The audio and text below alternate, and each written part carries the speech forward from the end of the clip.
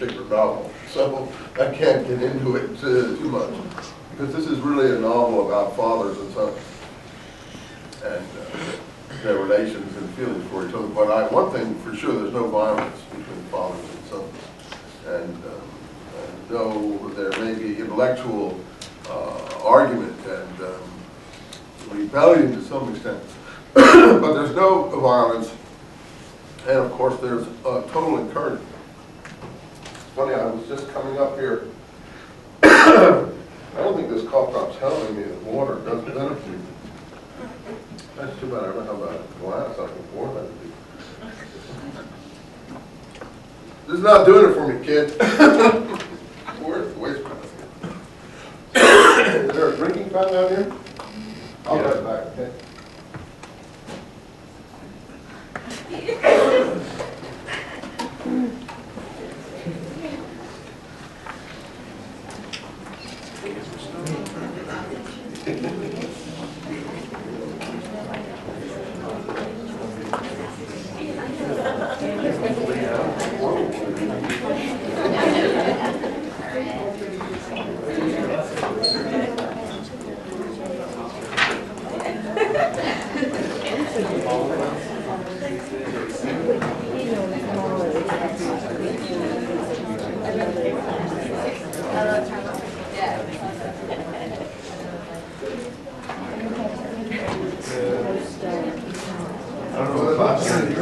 Out there, but I managed to find something.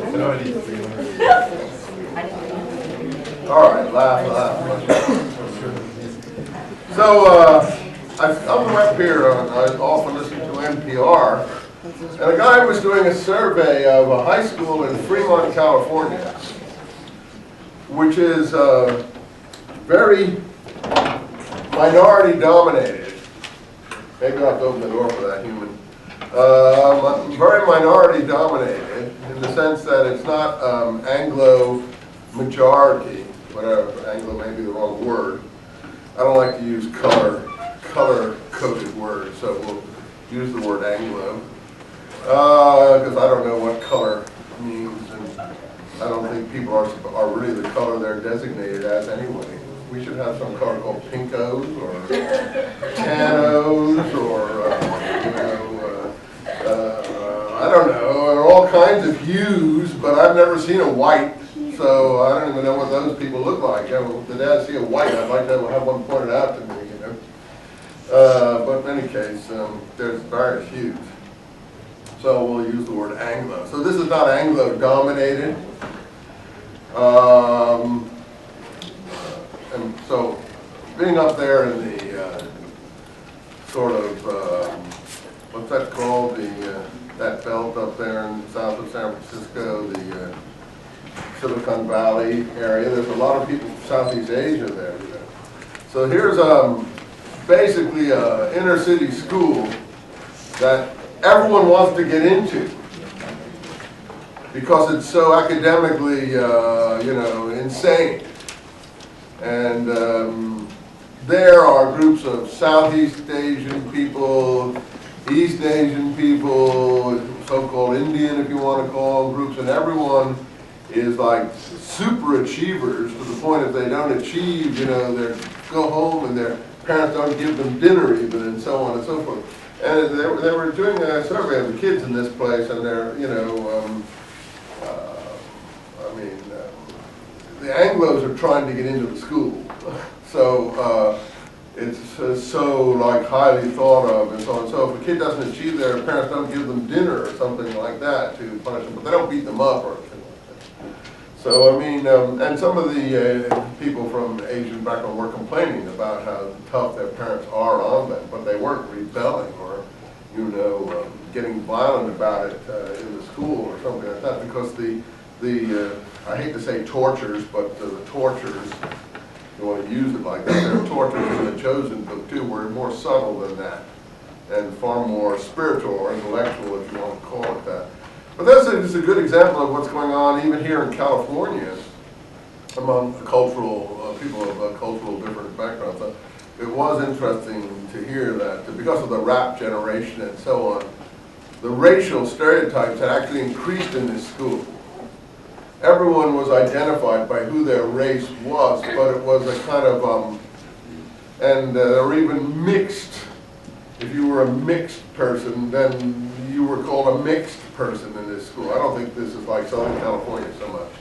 But in this school, it was all totally who you, and when you were younger, before you got to the school, you tended to go around with all different kinds of people.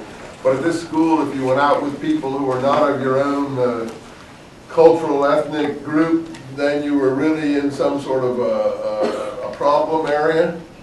And you have to do it secretly and so on. So the interviews were really interesting, but the slurs, if you want to call it that, were actually done more like in a rap way. In other words, it was a badge of honor to have some slurs, not vice versa. I can't explain that without getting into gory details, but you understand what I'm talking about, I think. So each group was identified by their, where they came from.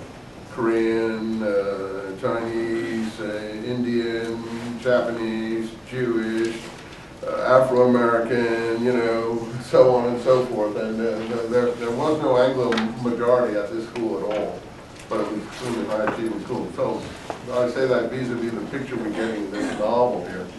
That can be the case, in fact, they're very high achievers, but usually it has to do with home environments and probably most of all the presence of fathers. And the presence of fathers who care.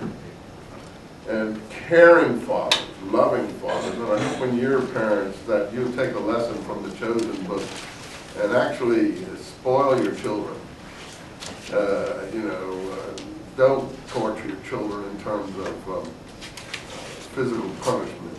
In terms of whether you give them goods or not, I would really want to say. I don't think these fathers in this Chosen book are lavishing toys or beautiful objects on their children.